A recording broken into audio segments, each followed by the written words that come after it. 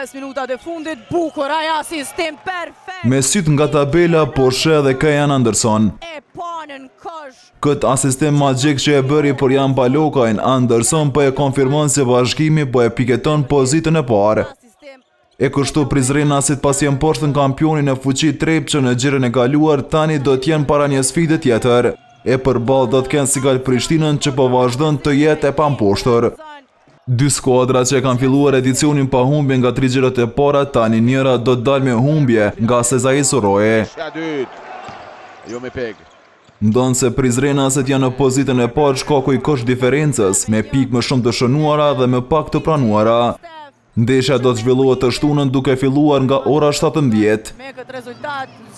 E një takim tjetër interesant do të zhvillohet edhe në minatori ku Trepça i bën konak Golden Eagle Yllit.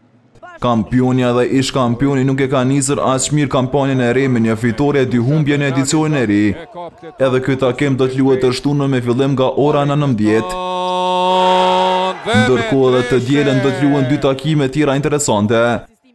Go Plus Peja që ka 3 fitore nga 3 ndeshje e pret Raovecin 0-29, një sfidë interesante në Karagaçe. Vreshtarët ka një fitore 2 humbje, teksa duelet do të zhvillohet nga ora 17. Java e 4 mbyllet me ndeshjen Vllaznimi Bora që ende nuk din për fitore në 3 xhirët e para, duke e bërë këtë përballje shumë interesante me 2 skuadra që e kërkojnë fitoren e parë. Edhe ky takim do të luhet në të njëjtën ditë vetëse nga ora 19. Të gjitha këto duele të basketbollit vendor mund t'i ndeshin në platformën Art Motion.